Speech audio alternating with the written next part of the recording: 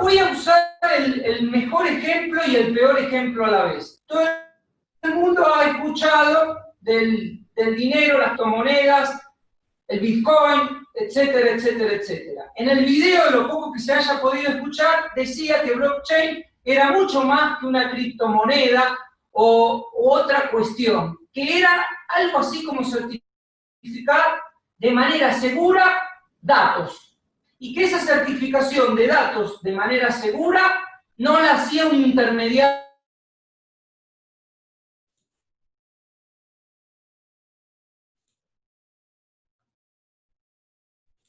No se escucha más. Parece que se nos fue Alejandro también. Fue Alejandro, pero se ve como encendida el micrófono de él, así que tiene algún problemita en la transmisión.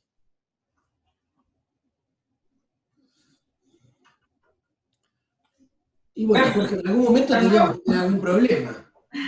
Alejandro. A ver. Estoy, Ahí está. Ah, porque se dejó de ver la cámara. Por lo menos nosotros acá no vemos la cámara. Hola.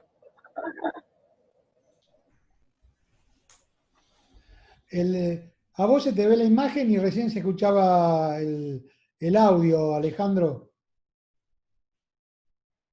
Ahora estás. A ver ahora. Hola, hola. ¿Se me escucha? Sí, ahora se te escucha. ¿Y se ve la pantalla? No, se te ve a vos. Ah, se ve la pantalla también, sí. ¿Puedo interrumpir un poquito? Me parece que el uso de la cámara de todos nosotros degrada la señal. Sí, tal vez busquemos la posibilidad de cortar el video nosotros, a ver si podemos recuperar la transferencia. El problema no es la transmisión de Alejandro, no es el... Sí, pero... Bueno, pero a él le afectan nuestras cámaras, me parece a mí. Me parece, a mí también. Pero está bien. Y ahora no sé qué pasó, a ver. Podemos intentar. ¿Cómo sabes que el café que compraste? Bueno, se activó.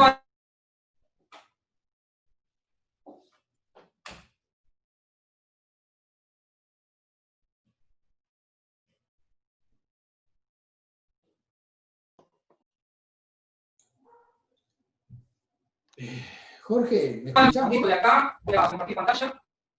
¿Qué están viendo? Porque ¿me escuchan? Su conexión a internet es inestable, dice. A ver. Bueno, lo voy a correr así. A ver, voy a salir un minuto, voy a cerrar todo lo que tengo abierto. Denme un minutito. Voy a salir de todo esto. Voy a volver a mi imagen, si la encuentro.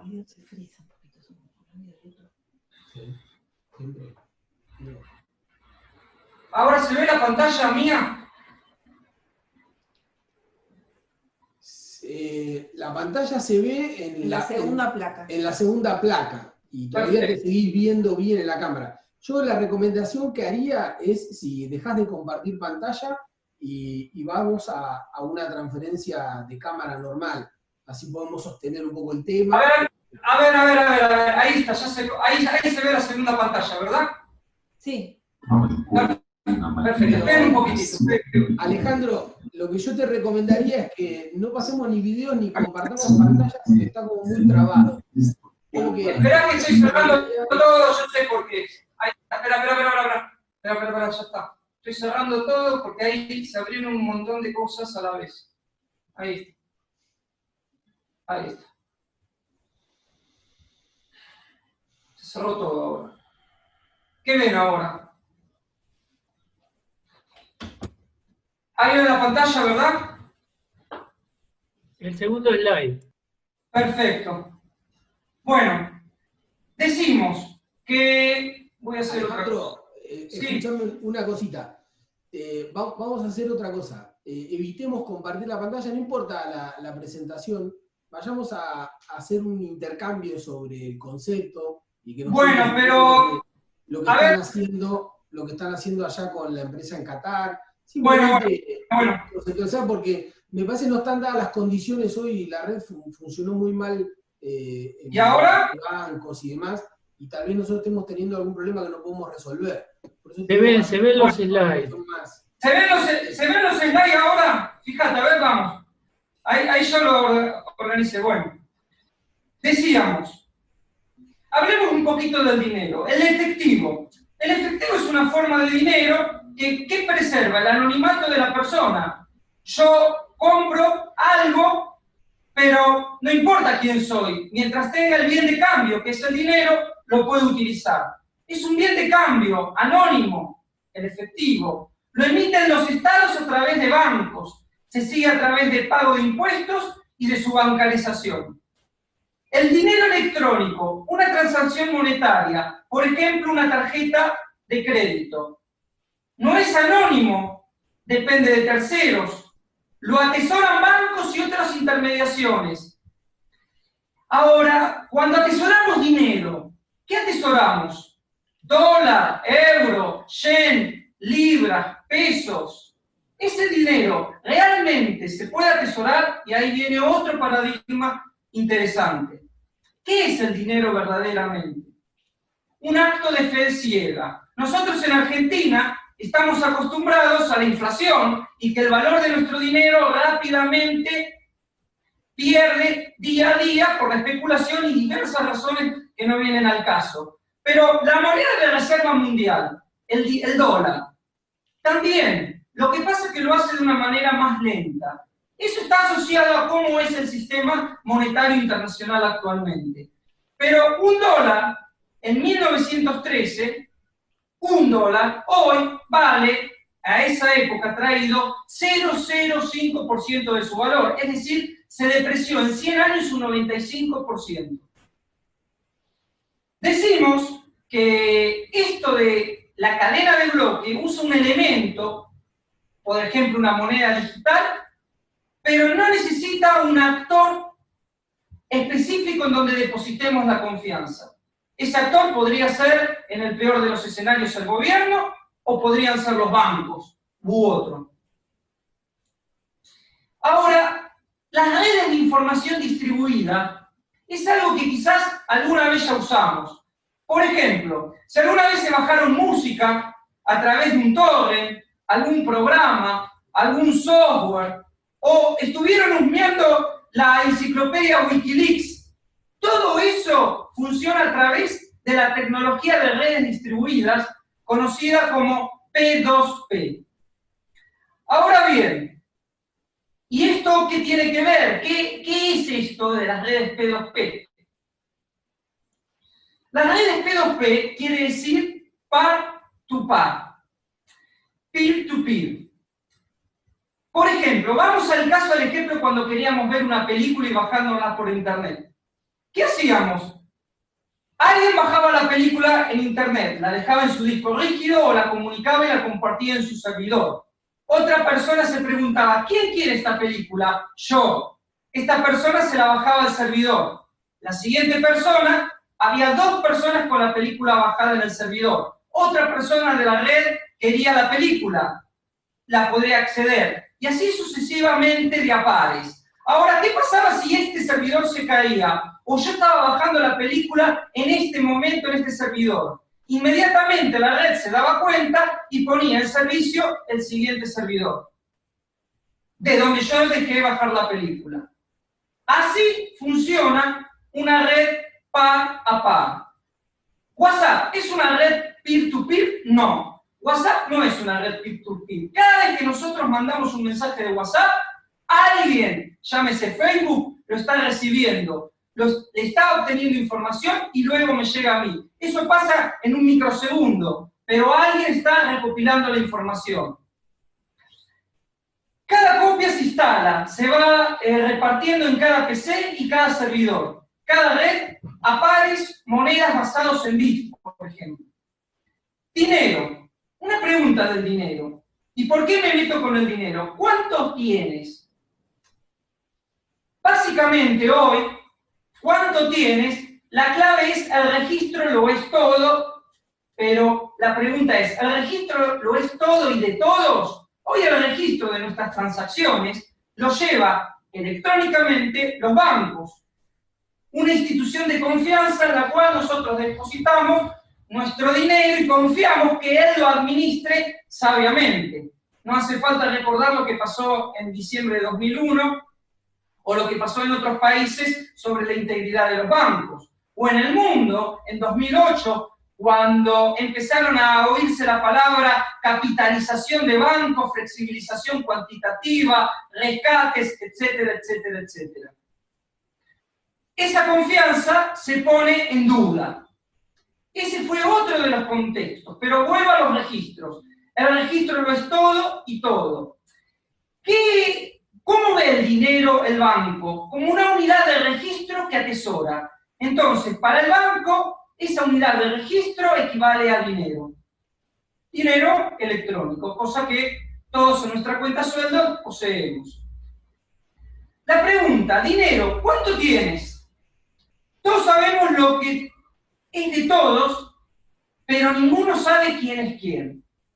La peculiaridad que tenía esta cadena, que cuando quería bajar yo una película, es que la red comparte el registro histórico, es decir, la traza, por ejemplo, de un contrato, de dónde salió, a dónde se emitió y quién lo recibió, o una transacción bancaria. XXX transfiere a BBB tanta cantidad de dinero. Ahora, lo hace de manera anónima. Es decir, yo puedo seguir la operación, pero no puedo saber ni quién la hizo, ni quién recibió el dinero. Todo este concepto, donde cada operación se va registrando en un gran libro, de manera cronológica, encadenada, y en un determinado tiempo, es lo que se conoce como cadena de bloques.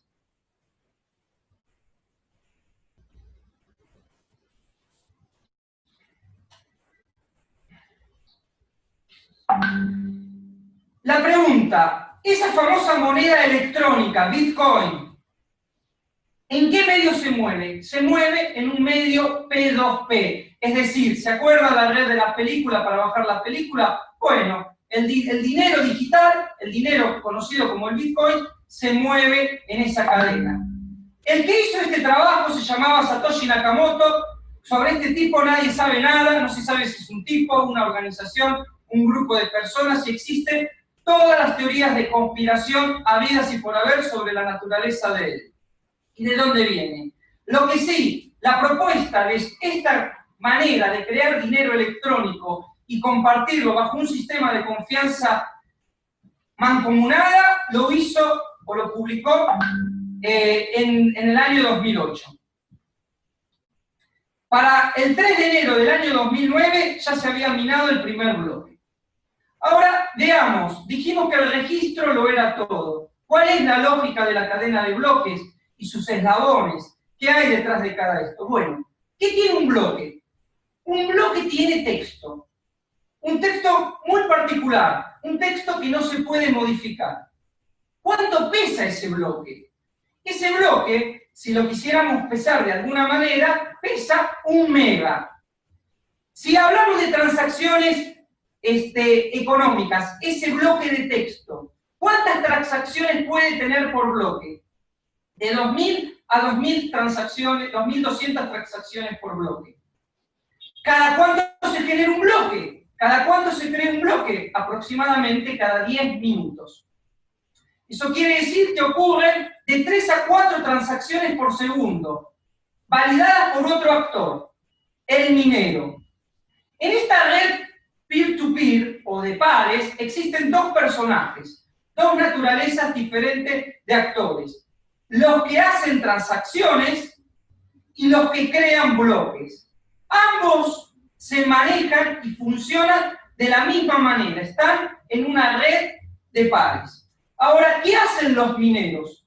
Los mineros, cuando observan que hay un movimiento de operaciones, quieren obtener el próximo bloque. ¿Por qué lo hacen? A cambio de una recompensa. ¿Cuál es esa recompensa? Dinero electrónico. En el caso del Bitcoin, es Bitcoins. En el caso de otra moneda electrónica o de otro bien de cambio, será ese bien de cambio bajo alguna regla determinada.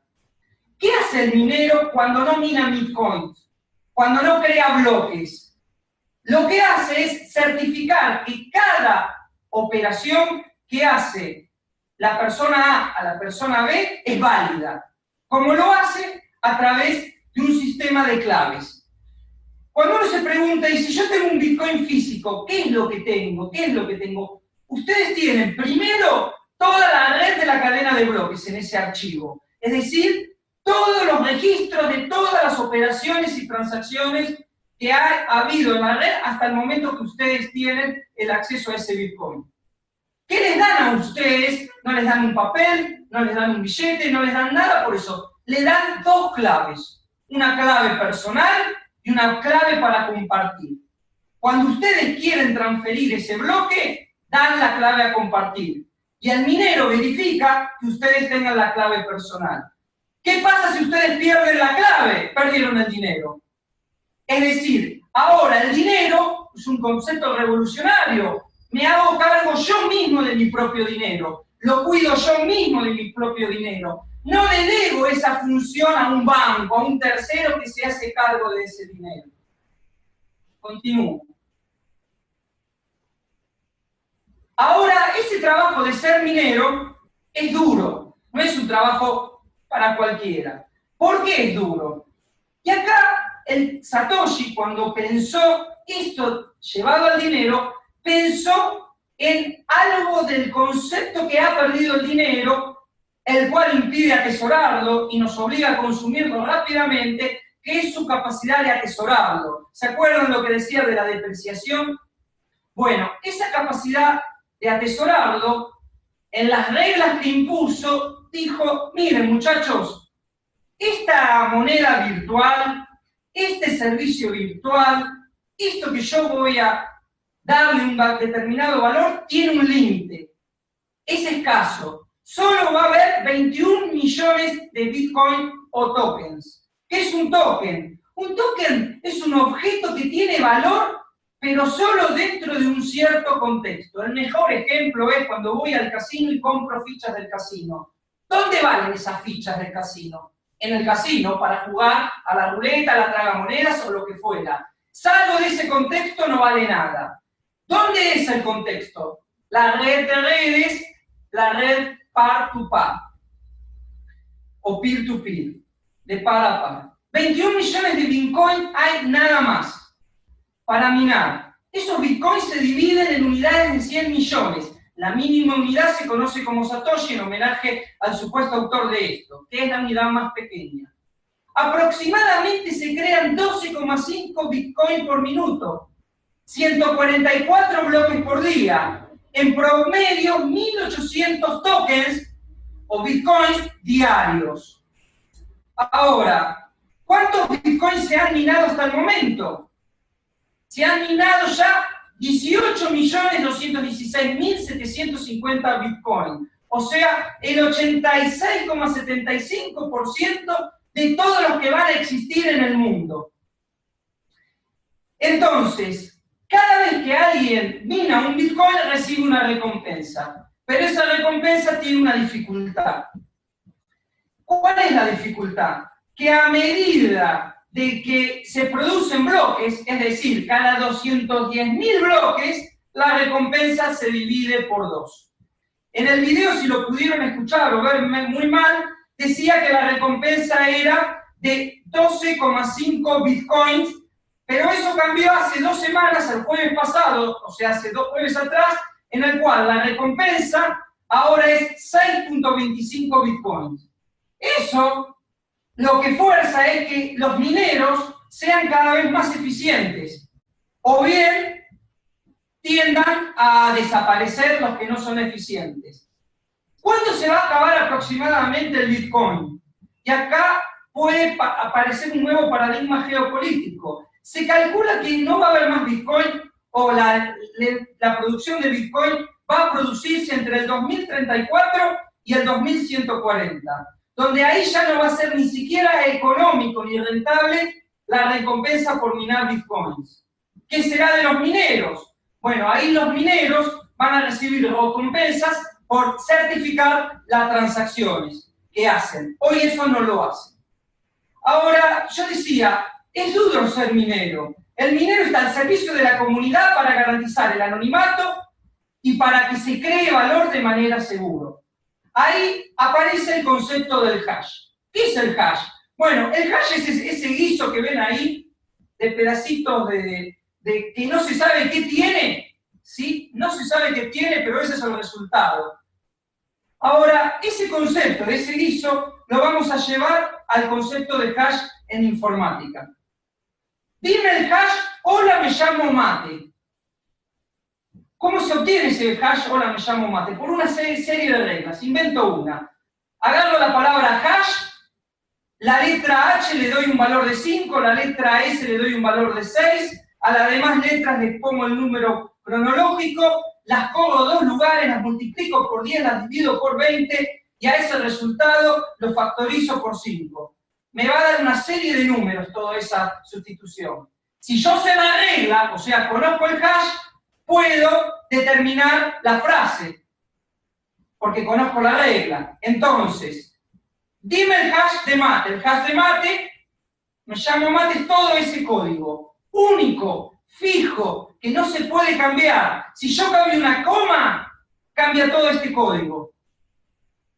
Ahora, ¿qué pasa si hago al revés? Yo tengo un hash, este hash, y quiero saber qué dice. Es imposible. No se puede saber. ¿Qué es el hash?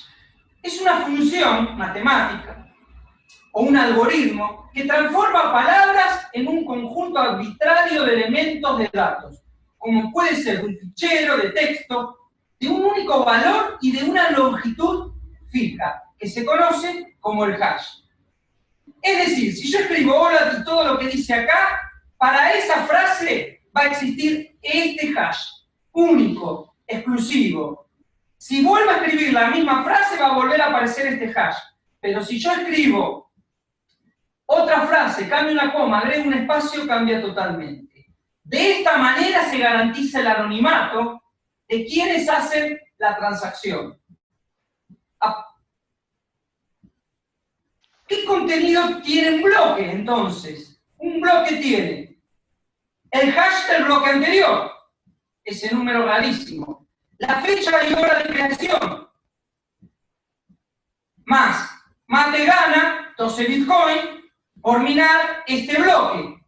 Esa es la recompensa del minero, que se llevó el que minó el bloque. Cuando se mina un bloque, toda la red sabe que este minero es el ganador, y todos certifican que este minero es el ganador. ¿Cómo lo hacen? Probando el hash. Si el hash coincide con el texto y mantiene la cadena, es válido. Entonces, se garantiza la transacción. ¿Y qué vale el bloque? Todas las transacciones. La mía y las de toda la red, más todas las anteriores. Una pregunta podrían hacer, si ¿cuánto pesa toda esta red de blockchain? En este momento, 160 gigas.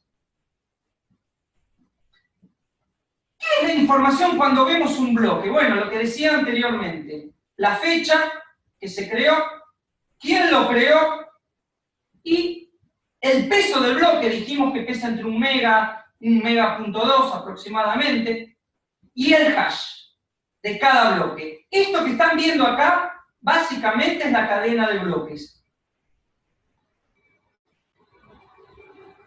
Adentro de cada bloque tenemos, por ejemplo, si hablamos de escrituras, podríamos tener entre 2.000 y 2.200 escrituras.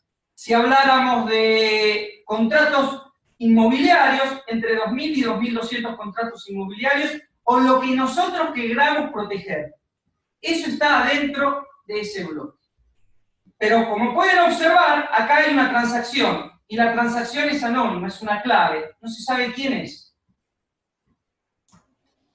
Alejandro, nos van quedando 5 minutos para cerrar tu exposición porque se nos atrasó. Bueno. Voy apurando cosas. Hay una dificultad más para obtener los bloques, que se usó para evitar que existan spam. La prueba de trabajo. ¿Qué es la prueba de trabajo? Yo te doy una cosa, pero antes de hacer eso, hacemos una operación matemática. Si vos haces esa operación matemática, te doy el OK y podés pasar la información. Si no, no.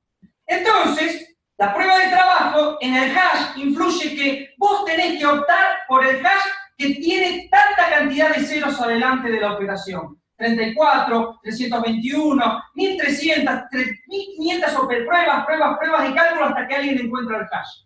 Si el hash es falso, nadie lo certifica porque no lo puede probar.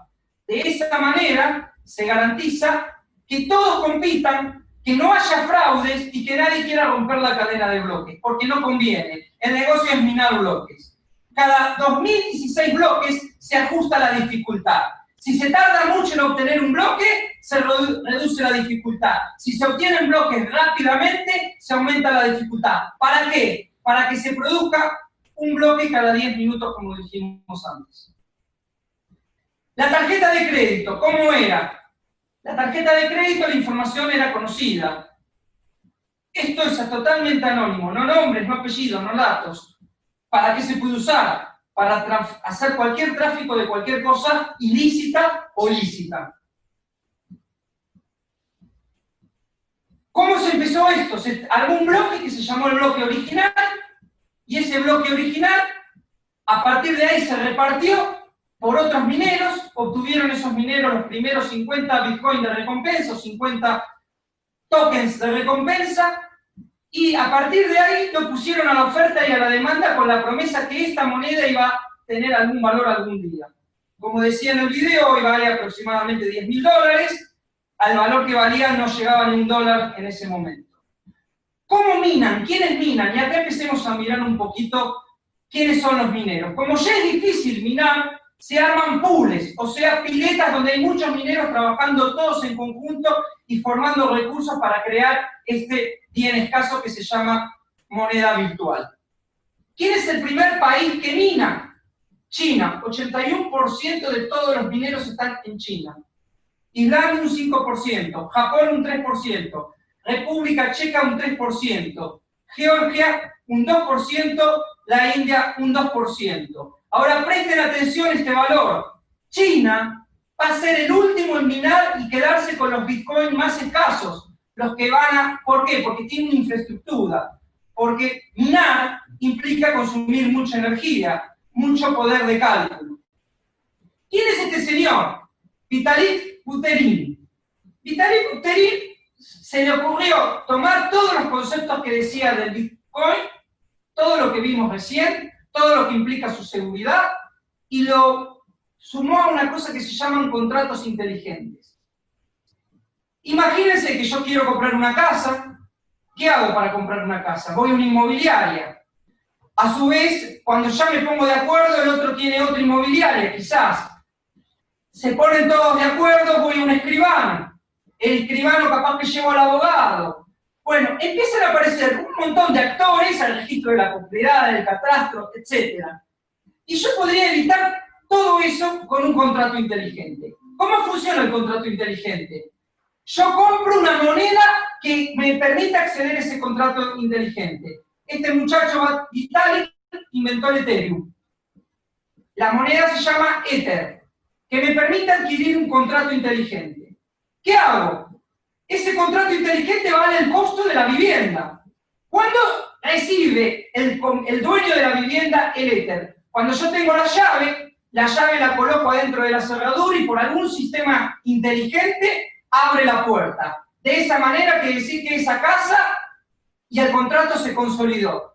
De ese modo el Ether pasa al cliente, o sea, al antiguo dueño, y el dueño se queda con su dinero porque lo vuelve a cambiar por dinero. Y se produjo la transacción. Se evitó todos esos actores llamados inmobiliaria, escribano, etcétera, etcétera, etcétera. ¿Qué desafíos implica todo esto? Hay una tecnología que se llama oferta inicial de monedas. ¿Eso saben para qué sirve? Para financiarse. Yo no tengo plata para ir al banco, no tengo plata ni recursos porque no me va a dar un crédito un banco, no puedo cotizar en bolsa porque necesito mucho dinero para poder cotizar en bolsa, entonces busco financiarme a través de un tipo de cadena par-to-par. El problema de todo esto es que no está hablando de Bitcoin y de toda esa seguridad que nosotros hablamos. Estamos hablando de la promesa de algún día alguna criptomoneda. Se han producido en el 2016 la mayor cantidad de estafas relacionadas a esto. Hasta que alguien tomó cartas en el asunto. ¿Qué nación? Suiza. ¿qué quiso hacer? Obligó que exista un registro oficial de empresas en el territorio que hagan estas ofertas iniciales. De esta manera, la mitad de todas esas empresas que se habían instalado, que no tenían ese control, ahora se trasladaron a las Islas Caimán. Desburocratización del Estado. ¿Esto qué quiere? Tareas repetitivas, engorrosas, la circulación de un expediente que tiene que pasar por un montón de firmas y certificaciones. Esto podría agilizar mucho las cosas. La trazabilidad de la cadena de valor. Esto es muy importante en la historia argentina y que no hemos podido dar con combatir la inflación. ¿Por qué no podemos dar con combatir la inflación? Porque siempre nos engañan sobre los precios. Nosotros controlamos precios, pero con esto nosotros podemos controlar costos. Y si podemos controlar costos, la cadena de bloques, la cadena de valor y los precios cambian. Un ejemplo simple. El 85% de todos los insumos que se usan en la industria de la construcción son nacionales. Ahora, las viviendas se cotizan en dólares y el metro cuadrado se construye en dólares. ¿Cuáles son los verdaderos costos? En un momento se preguntaba, ¿cuánto es el costo de extracción en Boca de Pozo? Bueno, YPF, por ejemplo, o la Secretaría de Energía, si aplicara una cadena de bloques para poner todos los actores del sector, podrían conocer el precio. Reactivación económica post-coronavirus. Un ejemplo. Estamos acá, todos están viendo que ahora en las grandes estaciones se están haciendo test voluntarios de a ver si tenemos o no tuvimos la infección. Bueno, esos test voluntarios, el resultado se obtiene en menos de 10 minutos, se sabe si lo tiene o no lo tiene. Bueno, imagínense que yo a todos los señores estos los coloco en los aeropuertos, en las estaciones terminales, en las estaciones de ómnibus, en hospitales y clínicas. Y yo a esos actores que me hacen el test y que certifican inmediatamente, los coloco dentro de un contrato de estos tipos, contrato inteligente. A su vez, ¿quién es parte de la cadena de bloque? Los que venden los tickets aéreos, hoteles de otros países, los que son de la Secretaría de Turismo, la FIP, y todo el sector turístico nacional. Si yo me hago el test, en ese momento doy que no tengo coronavirus, inmediatamente todo el sistema que está en esa red se enteraría que yo puedo tomar un avión de manera segura. De esa manera se podría activar rápidamente el turismo. En este momento esto lo está haciendo una compañía en Emiratos Árabes Unidos, que es la compañía de bandera, que se llama Emirates, está haciendo esto y de esta manera está reconstruyendo sus rutas de vuelos. China está haciendo lo mismo internamente. Otra manera, otra cosa, que esto puede impactar en nuestra sociedad de manera positiva. Mayor transparencia en la relación empresa-bancos. Imagínense, este es un caso concreto. La empresa tecnológica de la industria Indra lo hizo con el BBVA, el banco francés acá. ¿Cómo hicieron? Metieron a la empresa Indra y a todos sus directivos y a todos los bancos los metieron en la cadena de bloques. De esa manera, si uno de los directivos de la empresa quiere hacer una obra, una licitación o un concurso, y se confabula con el director de banco, podría extraer mayor dinero del necesario para esa obra, y eso es lo que se conoce como sobreprecios, coimas, etc. Al estar toda la información en todos los directivos, se cuidan tanto el banco, los gerentes de los bancos, los que dan el crédito, como toda la gerencia de esa empresa, en ese caso.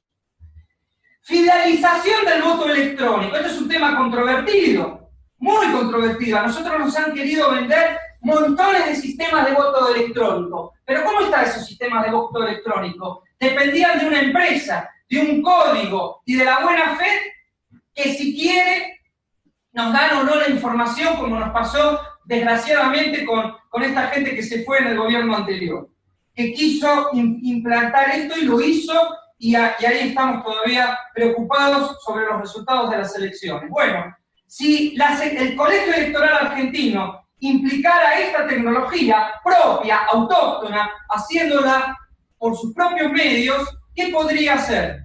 Podría, por ejemplo, que cada mesa, que cada urna y que cada voto, de manera anónima, respetando el derecho a voto, pero asociado al DNI, es decir, el Estado sí conoce el padrón, aquí no es totalmente anónimo, podría emitirse el voto e inmediatamente todo el padrón y todo sabría el resultado, evitando de esa manera o dando mayor transparencia en el voto.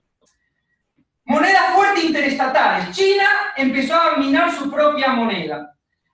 Entre los compañeros van a poder escuchar que hay distintas teorías monetarias que están volviendo, como utilizar dos monedas, etcétera, etcétera, etcétera. ¿Por qué? Por eso que yo hablaba del dólar. El dólar no vale nada. Hay potencias que están tratando de derribar el dólar y quieren evitar el dólar para cualquier transacción internacional. Si las monedas tuvieran un valor fuerte, imagínense una moneda fuerte como si fuera el peso en oro mexicano antiguamente, o una moneda basada en oro, imagínense eso. O en otra cosa, acá podría ser soja, recursos naturales, lo que ustedes quieran fundamentarla, ustedes podrían generar por esta cadena de bloque la emisión de esa moneda, el cual el otro Estado la aceptaría. ¿Y qué pasa con los billetes y la moneda común? Se extinguiría inmediatamente cuando la uso, quedaría anotada como un registro y desaparecía. Ese concepto de dos monedas lo están discutiendo en varios foros de compañeros peronistas en distintos ámbitos del lado económico. Otra aplicación en el Estado, o no en el Estado, esto es peligrosísimo, monedas interbancarias, el grupo de los 5, Santander, con Société Générale y varios bancos de la banca internacional crearon su propia moneda para poder transferirse dinero que reconocen como tal entre ellos. ¿Qué hacen con esto? Se salvan los descubiertos constantemente a través de los créditos. Medicina, ya vimos que son las fichas médicas, en el cual si yo me atendiera en un hospital público de Buenos Aires y todos los hospitales del Ministerio de Salud estuvieran registrados con cada ficha médica de cada argentino, voy a la Quiaca y saben quién soy, lo que tengo en mi historia clínica de manera inmediata.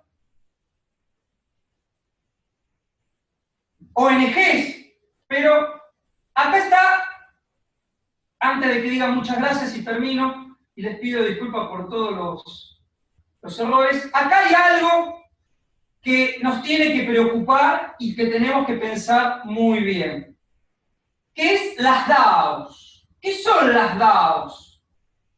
Organizaciones distribuidas autónomas.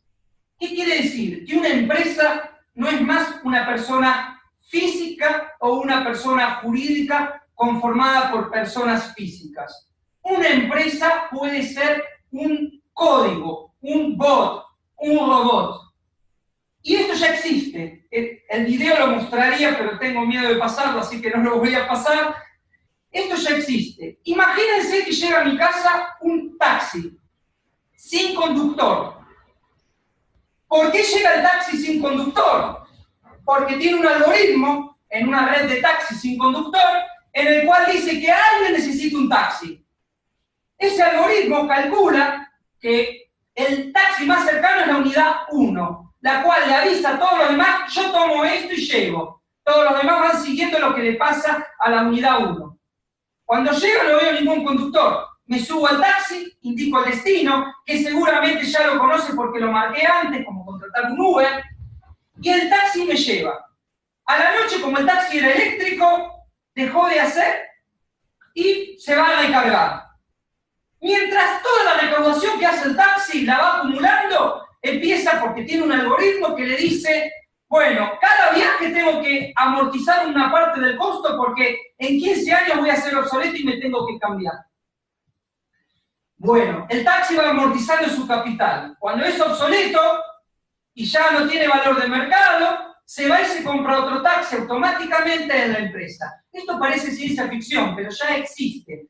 Existe en lo que se conoce a través de la industria 4.0, donde toda la cadena de producción, que todavía intervienen humanos, es monitoreada con una huella digital desde que nace y se concibe cada elemento que integra la cadena, y toda la información la comparte todo el mundo en tiempo real, más una cuestión, si es necesario, esta empresa virtual, que no existe, puede contratar humanos para lo que necesite.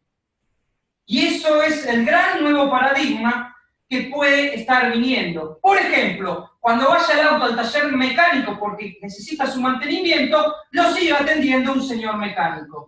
¿Y quién le pague a ese señor? Esa empresa, que también quizás produzca ganancias o no, o haga algo con esas ganancias. Esto, que es disruptivo totalmente, ya está existiendo, ya está pasando.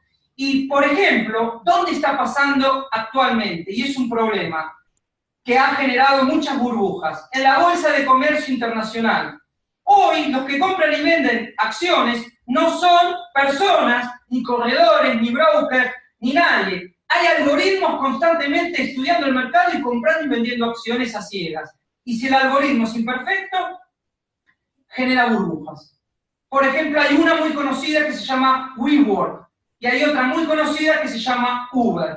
Esas son dos burbujas. Ni Uber ni WeWork han generado ganancias hasta la fecha, pero siguen existiendo.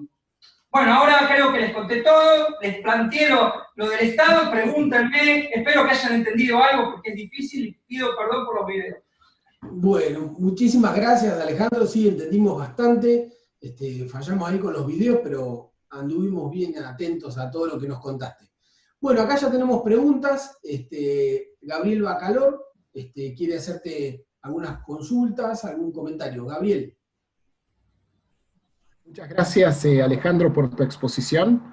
Me gustaría consultarte, dado que tenés especialización en el ámbito de la defensa, ¿qué aplicación considerás o considerarías que tiene esta tecnología blockchain en el ámbito de la defensa nacional? Bueno. Y asimismo, si conocés si se están aplicando actualmente tecnologías blockchains en el ámbito del Estado. Muchas gracias. Mira, lo que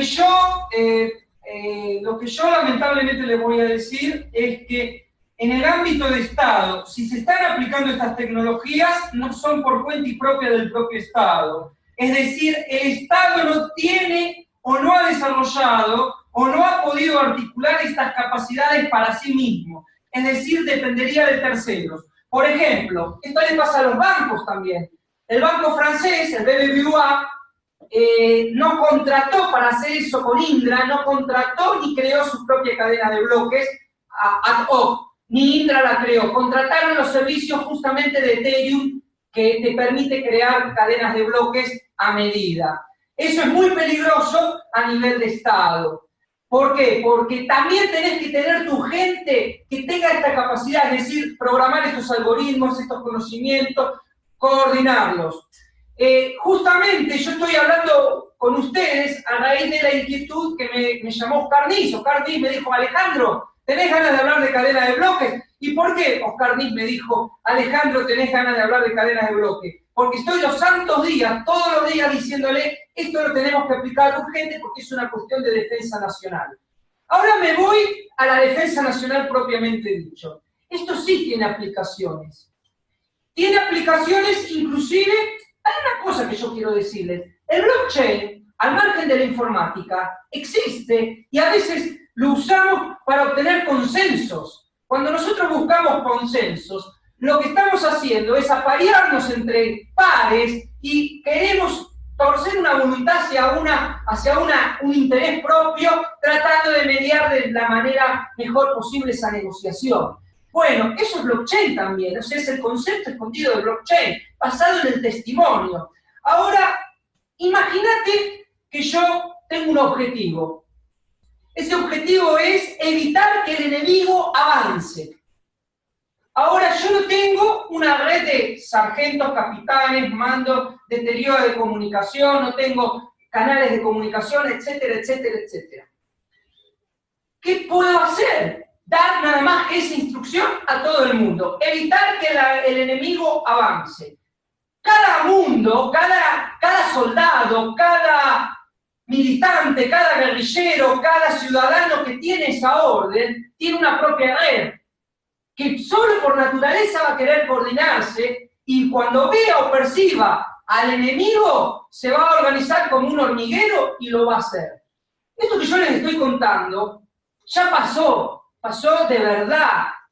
no con computación, no con informática, pasó en el último intento de invasión del Estado de Israel en el sur del Líbano, cuando quiso diezmar o contener a las fuerzas de este ejército Hezbollah, de liberación de origen chií, y el ejército de Hezbollah repelió el ataque a Israel. Fue una de las derrotas más duras que implicó a Israel reformular toda su defensa y todo su sistema de defensa nacional, a raíz de cómo actuó Hezbollah defendiendo el sur del Líbano y evitando y volviendo que Israel se repliega y vuelva a casa. Esto pasó hace unos años atrás. En defensa, sí, imagínate, vamos a la más cercana, a la más corta. Pero esto, llevarlo a tu empresa, si tenés una empresa. En tu empresa tenés insumos, tenés que compras, tenés ventas, tenés personal, tenés... Bueno, si vos a todo esto lo armás en una red, y en esa red cada uno conoce las partes que le corresponde conocer, vos podés, por ejemplo, obtener recursos y minimizaciones de costos en logística, en costos de logística. Pero hay otro problema que Argentina no tiene, porque vos me preguntaste, que esto lo venimos discutiendo justamente con un oyente de esta conferencia, que es el ingeniero de los humanos. Los datos. El oro de todo esto son los datos. Todos los datos de la República Argentina están dispersos. El ANSES tiene sus datos, la AFIP tiene sus datos. El ANSES y la AFIP no los cruzan o los cruzan de vez en cuando. La Dirección Nacional de Vialidad tiene sus datos, no los comparte. El INDEC crea sus propios datos y no sabe de los otros. Bueno, eso es anti todo esto, porque vos con datos, sin aplicar ya estas tecnologías, ya podés sacar conclusiones, podés construir un gran tablero de control viendo, por ejemplo, no salir de la pandemia del COVID a ciegas. Porque ¿cómo estamos actuando hasta ahora? Recién ahora, cuando empezamos a hacer test al azar en la población voluntariamente, empezamos a tener una realidad diferente que los datos estadísticos. Yo, en este momento, con el grupo de trabajo de Qatar, donamos a la República Argentina, y esto lo estamos haciendo al que le interesó todo esto, un sistema de simulación por agentes, es decir, te simula a vos respetando tu identidad, o sea, tiene el anonimato, por agentes, y tu conducta. No respetar las cuarentenas, no vas. ¿Qué pasa si están los negocios abiertos, los negocios cerrados, las escuelas abiertas? Y lo simula. Una y otra vez, jugando a esas decisiones políticas. Ahora, eso sumado al blockchain, y eso sumado, por ejemplo, a cadenas de complejidad diferentes, por ejemplo, análisis de texto, reconocimiento de análisis de texto, en el cual yo puedo definir si ese texto es afirmativo o en contra, está a favor o en contra del aborto. Eso ya existe. Y la segunda cuestión, yo no quiero que sea todo anónimo, yo quiero identificar a ese ciudadano, al que está emitiendo el documento. Entonces, transparentemente y abiertamente, puedo identificarlo en función, por ejemplo, biométrica, o si no, como escribe en el teclado de una computadora.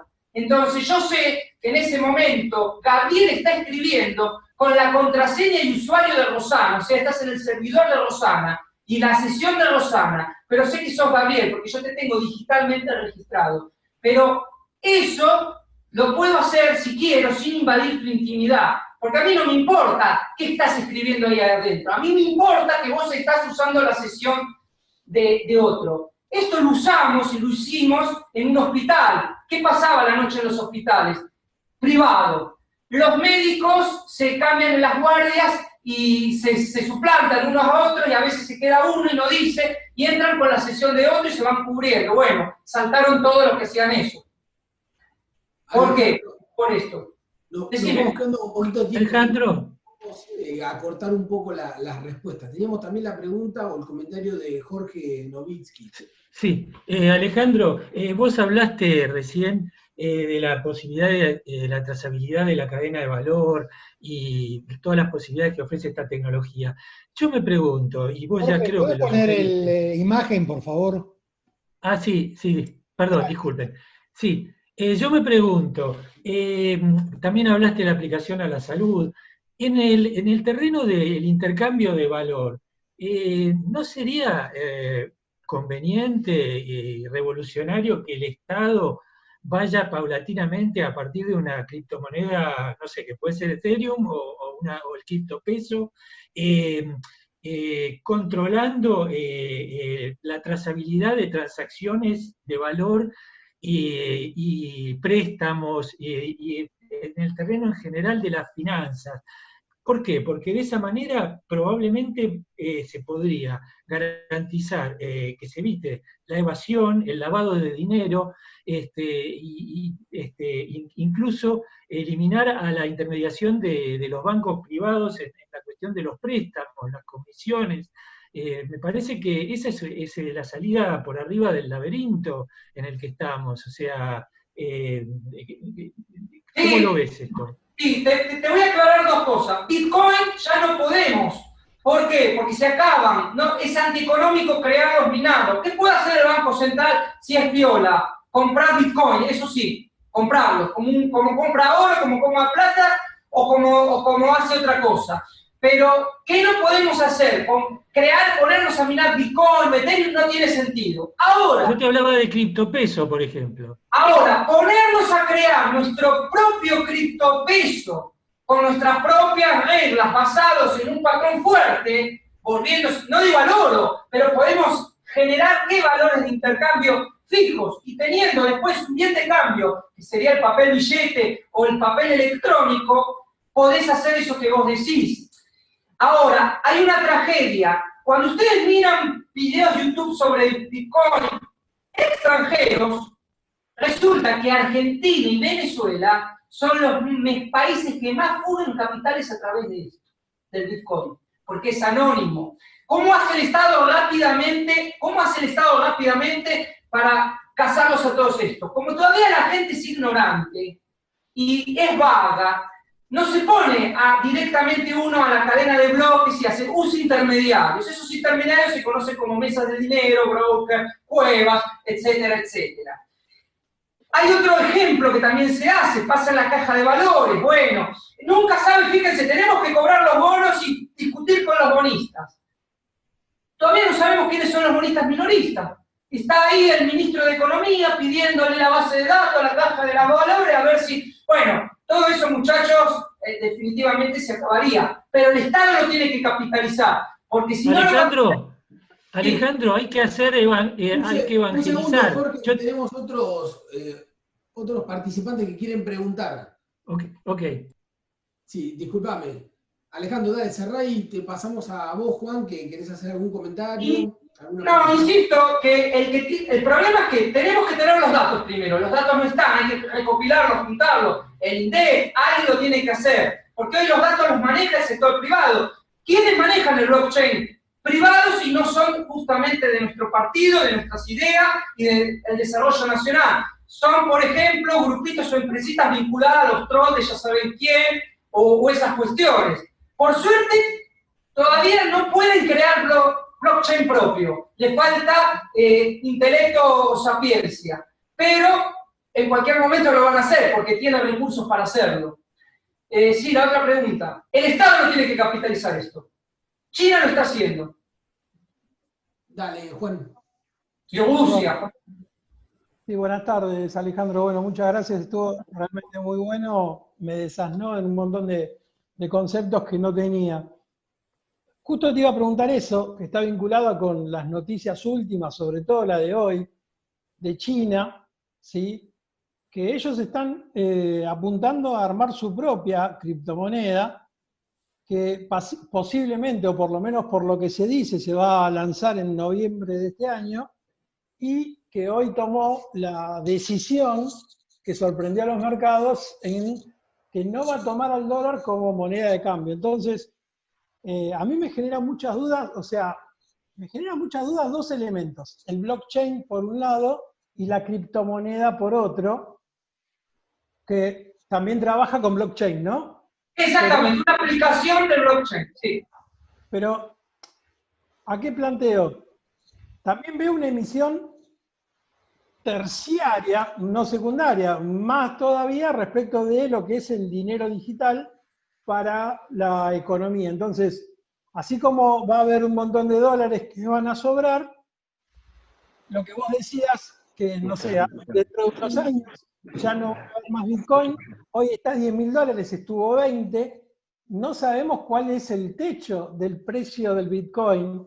Entonces, si China hoy empieza a participar con su propia moneda, ¿cómo termina este mercado que hoy digital, por más que sea de muchos usuarios, está? Entonces, eso me... Bueno, es muy buena la pregunta, es más, es excelente la pregunta. Bueno, ¿te acuerdas? Si las puedes contestar breve, porque tenemos 2 más. Dale, igual yo, si no puedes, yo les contesto lo que quieran, no hay problema. No, está bien, simplemente breves, así le damos lugar a todos. Acordate que el Bitcoin, vos bien lo dijiste, se lo pensó para que sea escaso. Cuando sea escaso, acordate quién se lo va a quedar. Los últimos. China. Segundo, ¿qué está haciendo China y Rusia en este momento? Son los 2 países que tienen mayor reservas en sus bancos de oro y China tiene reservas no declaradas. Tercero, están en el mundo multilateral.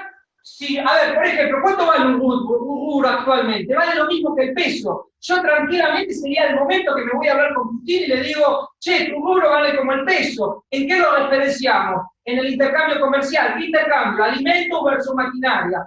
Maquinaria versus lo que fuera. Fundamento en ese tipo de transacciones y empiezo a aceptar el rublo sin pasarlo y convertirlo en dólares. Eso es lo que está haciendo China. Lo que pasa es que nosotros somos una porquería insignificante en este momento, no porque queramos, sino porque nos han roto todas las cadenas de bloques y nos han disgregado. Entonces, el dedo índice y pulgar de la misma mano no saben lo que hacen. Ese es el problema. Pero sí, Argentina podría minar su propia moneda fuerte. Sería una moneda de valor, por ejemplo, para intercambio internacional, en la cual adquiere los valores estratégicos nacionales. Y después la misma moneda que vos usás habitualmente, que la podés llamar igual o no, para el consumo interno. Acordándote que vos tenés un 70% de tu economía de consumo interno. Entonces vos ahí desdolarizarías la economía. Pero el problema es que nosotros tenemos un morbo con el dólar, lamentablemente. Es más, Argentina es el único país del mundo que produce inflación en dólares, en las propiedades. O sea, nosotros no emitimos el dólar. Nosotros no tenemos la maquinita de hacer dólares, pero las propiedades en dólares aumentan. ¿Cómo puede ser? Eso es una cuestión, por eso digo que el dinero es un acto de fe, una cuestión conceptual.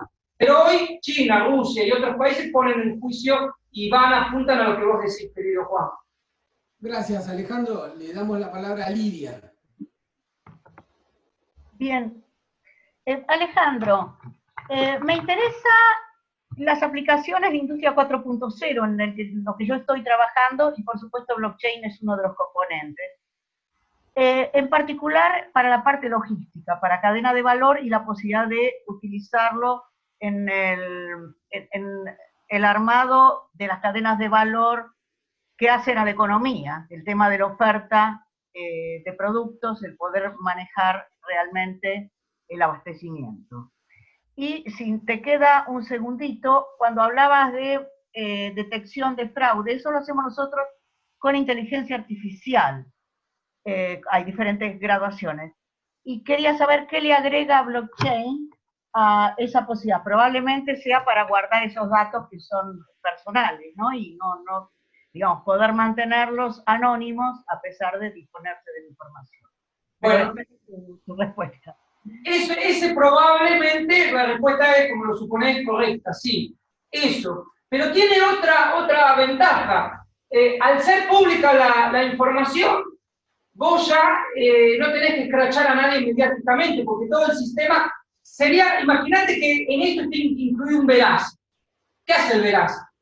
El veraz te escracha, te anula de todo el sistema, te prohíbe que de créditos, etcétera, etcétera, etcétera, ¿no? Bueno, si la FIP poseyera este instrumento, cuando quiera hacer los juicios a los evasores, probados, etcétera, tiene ese poder automáticamente. O sea, puede realmente llegar al tipo e inhibirle lo que le tiene que inhibir sin depender de terceros. Por ejemplo, los bancos, porque la FIP supongo que hace un juicio y tiene que pedir declaraciones de cuentas, empiezan a aparecer un montón de actores hasta que logra agarrarlo al tipo, hacer un expediente y decir usted es un evasor. Con esto es inmediatamente vos sabés lo que hizo y lo que no hizo. Ahora, vos podés darle la magnitud buena y la magnitud mala de esto, pero sí, por lo menos la integridad de todos los datos, de todos los contribuyentes, la vas a garantizar.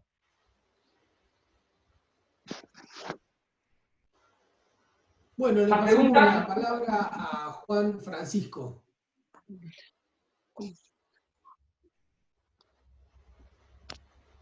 Se fue Francisco. Hola. Hola. En realidad, Graciela Álvarez Agudo, soy la pareja de Juan Francisco, que también estaba anotada. Yo lo que quería comentar, hola Yaya, excelente la exposición, quería agradecer, y lo que quería agregar era respecto al tema de la creación por Argentina de una criptomoneda. Hay que tener en cuenta que en el caso de Venezuela, la criptomoneda de Venezuela tampoco llega a ser tal, ¿no? Porque hay una gran participación del Estado venezolano, y cuando vos desde el punto de vista legal tenés una participación de un Estado, deja de utilizarse el concepto de criptomoneda, es decir, pasa a ser una moneda fiduciaria con respaldo estatal, con lo cual asumís cierto riesgo por parte del Estado que estaría participando de esa criptomoneda. Y Argentina tiene un gran problema. Argentina es un país que está totalmente endeudado, con lo cual Argentina necesita sí o sí siempre hacerse de dólares para cumplir sus obligaciones externas. Y además la moneda de intercambio a la cual Argentina estarían dispuestos a recibirle, por ejemplo, importadores del exterior de nuestros productos o exportadores del exterior para que nosotros le paguemos, es todavía al dólar. Con lo cual, Argentina, por eso Argentina tiene un control cambiario. Como bien dijo Yaya antes, al no producir dólares, Argentina necesariamente tiene que ingresarse y liquidarse las divisas de las exportaciones, hacerse esos dólares y cumplir las obligaciones.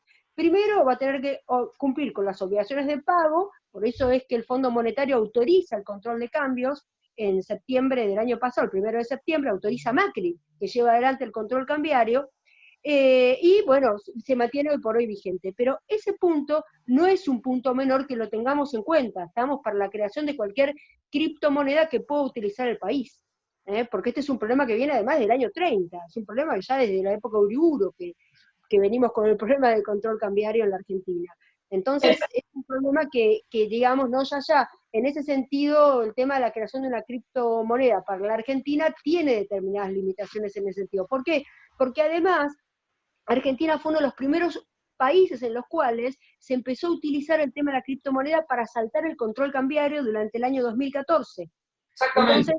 Entonces, ahí es un problema justamente fundamental que hay que tener en cuenta, y por eso también Venezuela y Argentina, para utilizar, que eran los dos países con controles cambiarios muy fuertes, lo empezaban a utilizar para cumplir obligaciones y vincularse con el exterior a través de los criptoactivos, pero por ese tema te dejan de ingresar y liquidar divisas en la República Argentina. Entonces hay que tener muchísimo cuidado con ese tema, ¿no? Es un tema de mucha profundidad de estudio. Eso quería agregar. El tema es que si nosotros pretendemos crear criptomonedas bajo el sistema fiat, o sea, emisión a crecimiento infinito de recursos infinitos, no tiene ningún sentido todo lo que estamos hablando, y sería lo que dice Juan, o que me preguntó, estamos haciendo más de lo mismo, no tiene ningún sentido. Si ahora lo que estamos haciendo es salir del concepto esquemático de monedas fiduciarias, básicamente, que es lo que tenemos actualmente en el mundo, que es lo que está intentando hacer Rusia, China, y lo están acompañando otros por detrás, que ya se imaginarán quiénes son, ahí cambia la cuestión, porque es dejar de confiar en el dólar. Hoy el dólar es la moneda internacional por muchas razones, y una también es geopolítica. Si vos a Estados Unidos te le parás de mal y te miran mal, te bloquean justamente económicamente. ¿Qué es lo que hicieron estos países para saltearse del bloqueo? Empezar a pensar en estas tecnologías. Esa es la cuestión. ¿Por qué China le empezó? Primero lo prohibió el Bitcoin en China, o sea, el Bitcoin está prohibido en China directamente por toda esa economía en negro y nada, pero China entendió el valor de la cadena de bloques, por el valor de la escasez, y que en 2034, pero quizás antes, esa moneda, ¿qué hace China constantemente? China no es un país capitalista, eso lo tienen que entender. No sé por qué todo el mundo dice que China es un país capitalista, ni se le aproxima a ser un país capitalista en cuanto a su economía. China, en todo caso, es un país proto-mercantilista. ¿Qué hace China? China regula el precio de su moneda para poder bajar el costo de su producción y así poder tener que las fábricas nunca las tenga llenas de alimentos y a nadie a quien vendérselo. Eso es lo que hace China constantemente. Que con cierta viveza Donald Trump siempre se lo recuerda y los yanquis ahí se lo recuerdan. Pero China no es un país capitalista como creemos nosotros. Juega que hace capitalismo, pero para nada hace capitalismo a puertas adentro. Eso es y es un sistema comunista o socialista, como ustedes quieren saber. Créanme que en la cuarentena de COVID-19 nadie salía de ningún lugar, todo el mundo sabía quién tenía COVID en función de la cadena de bloques, y si había un vecino con COVID y no se portaba mal, el vecino lo denunciaba como la policía del pueblo y lo escrachaban al pobre tipo. Nada que ver, es un Estado totalmente vigilante de ciudadanos. Ojo con eso, por si se cree que China devuelve. No. Tenemos las dos últimas preguntas, Alejandro. Rosana Tortosa y Juan Brunati. Y cerramos con eso. Dale.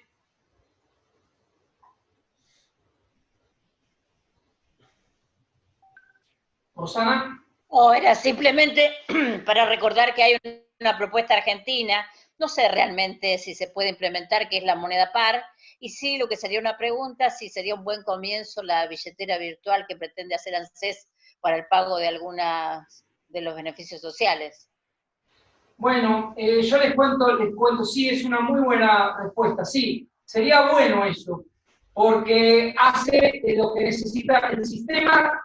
Es muy bueno. Miren, yo les cuento una anécdota. Antes que se vaya el gobierno de Cristina, me llamaron a la Secretaría de Energía por la cuestión de las garrafas sociales. En ese momento, ¿sabés qué sugerí? Yo le dije, miren, en Argentina no existen los mercados, existen oligopolios o monopolios.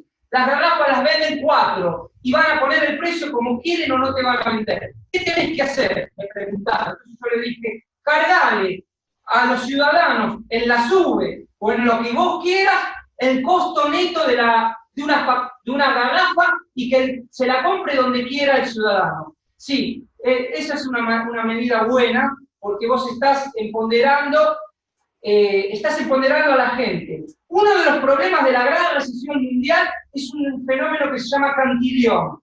¿Qué es el fenómeno cantillón? Fíjense el mito de la inflación.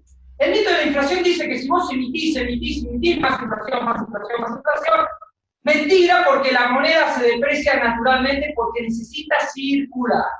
Ahora, tuvimos en el gobierno de Macri, no hubo emisión, hubo recesión, hubo todo y seguía habiendo inflación. Entonces ahí hay alguna trampita en el mito de emitir, y algo pasa. ¿Cuál es la trampita? Es intelectual. Es un fenómeno que se llama Cantillon, un economista francés, que te dice que la plata, la cuestión de la inflación o de la recesión o lo que sea, tiene que ver con la velocidad de circulación del dinero. ¿Y quién se apropia más rápidamente de los billetes recién nacidos? Si la apropiación del billete fiat, fiduciario, recién nacido, se la queda la banca, ¿y qué banca? La financiera, que es lo que pasó en el gobierno de Macri, no hay circulación, no hay posibilidad de velocidad de transacción, porque el dinero hay que consumirlo, hay que gastarlo porque pierde valor. Ese es el concepto fiduciario.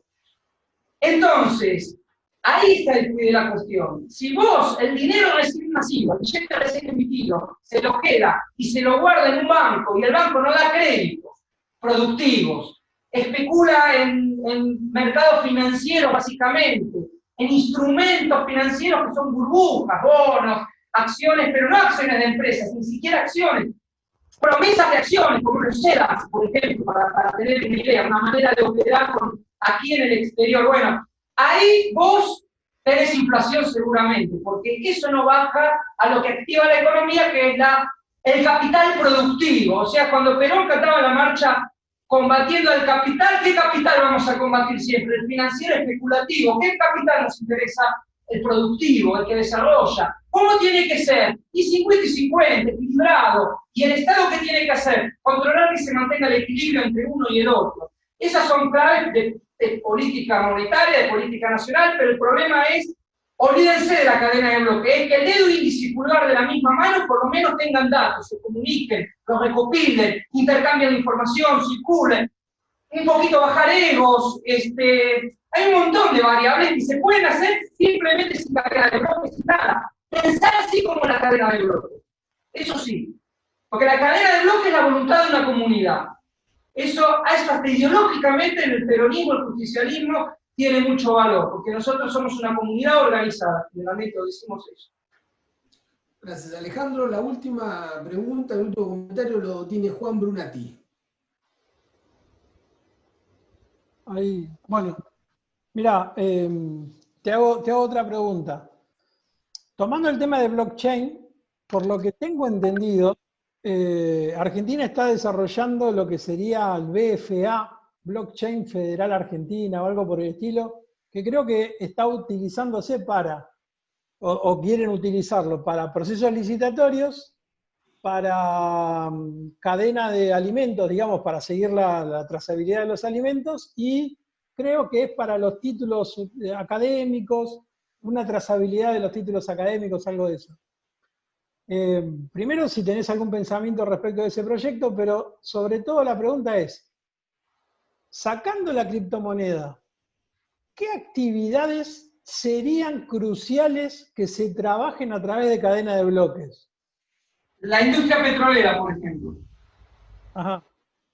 Toda la industria petrolera. Es un tema complicado la industria de la construcción.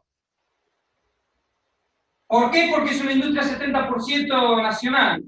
Tema complicado, porque en la industria de la construcción, soy ingeniero civil y creo, mira, hay uno que se llama Guillermo Caperata, que también es del Consejo, es el presidente de la Asociación de Técnicos Argentinos. El 90% de todo lo mal que se hace en la industria de la construcción generalmente no pasa en las grandes empresas, pasa en los chiquititos. El que vale es el profesional chiquitito, el que tiene y contrata al pobre trabajador en negro es el chiquitito.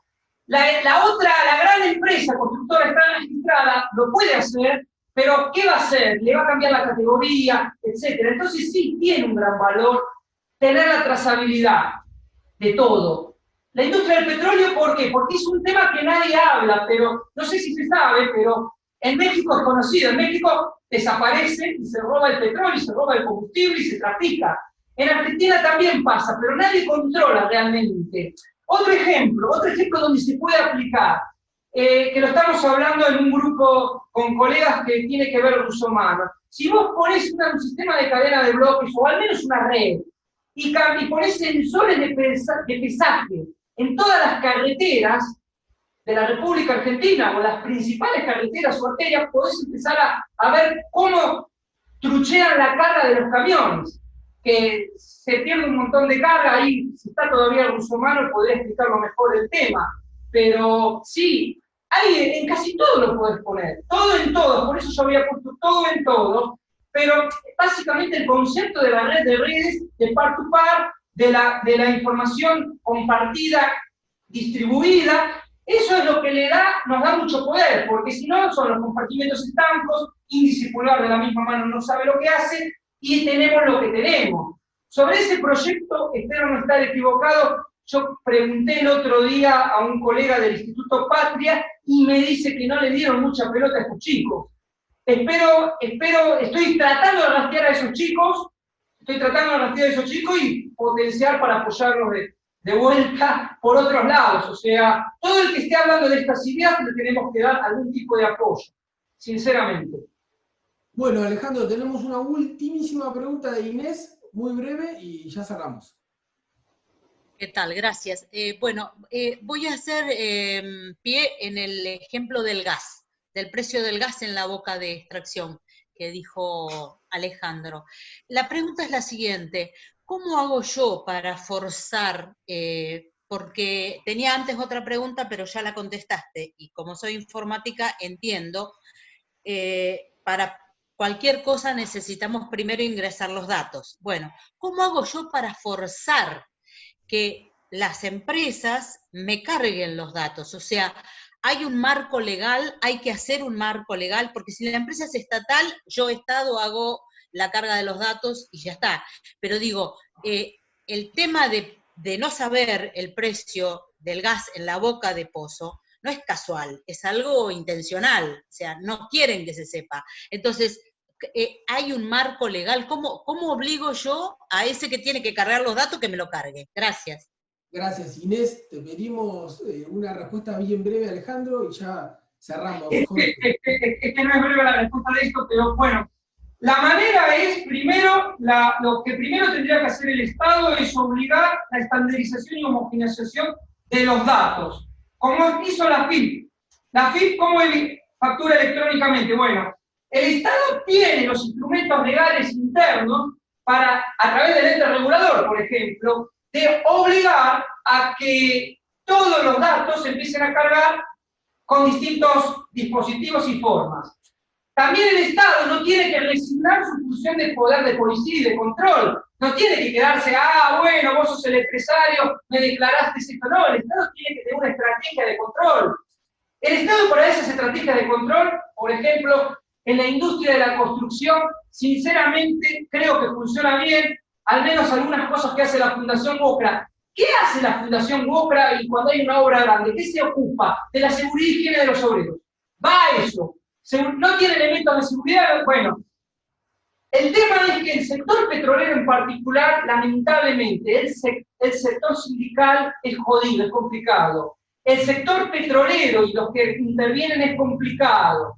Los petroleros en sí son complicados porque son una élite aparte. Cada costo, está muy inflado, muy sobrevaluado, asociado también obviamente al riesgo de la actividad.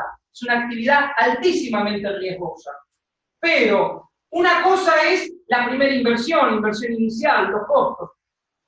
Hay un censo que creo que se llamaba, que hacía el INDEC, insumo, costo, que nunca más se hizo, que perseguía la cadena de valor indirectamente. Porque uno puede percibir la cadena de valor indirectamente. Por ejemplo, yo podría saber la producción de gas justamente con los sensores de pesaje en la salida de las instalaciones, y yo podría determinar muchos datos indirectamente, como es eso del Big Data. El Big Data recopila, en este momento estamos hablando de blockchain, etcétera, y esto lo está escuchando alguien. Seguramente el próximo video de YouTube que ustedes vean va a aparecer el título de blockchain, seguramente, o algo relacionado con el blockchain o el Bitcoin. Bueno, eso también lo podemos usar a nuestro favor. Hay maneras informáticas y hay maneras humanas, políticas. Vos tenés que controlar también, no te tenés que quedar dormido.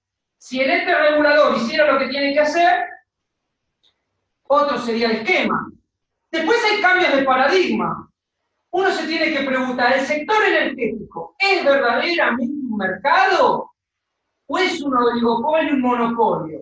Y si el sistema energético no es un mercado, ¿tengo derecho de hacer otras cosas? Si son monopolios, los tengo que combatir. Esa sería de la visión capitalista, combato monopolios. O tengo otra opción, me apropio de eso porque ya no cumple las reglas de juego del mercado. Eso en el sector energético es una gran pregunta. No sé quién tendrá el coraje de resolver la política correcta. Muy bien, Alejandro. Te agradecemos muchísimo la intervención, las explicaciones. Es un tema interesantísimo, muy complejo. Nosotros estamos cerrando, ya tenemos casi 2 horas. Se nos complicó un poco el tema del inicio con la presentación, pero finalmente se puso muy interesante el debate. Te volvemos a agradecer y los invitamos a todos al próximo lunes en una reunión que vamos a tratar el tema de democracia digital y sobre todo el sistema de representación política en el medio de esta pandemia y cómo nos las estamos arreglando en términos políticos para poder seguir sesionando y demás. Así que les agradecemos mucho a todos por haber estado acá y nos vemos el lunes que viene. Muchas gracias. Hasta luego, buenas tardes. Muchas gracias.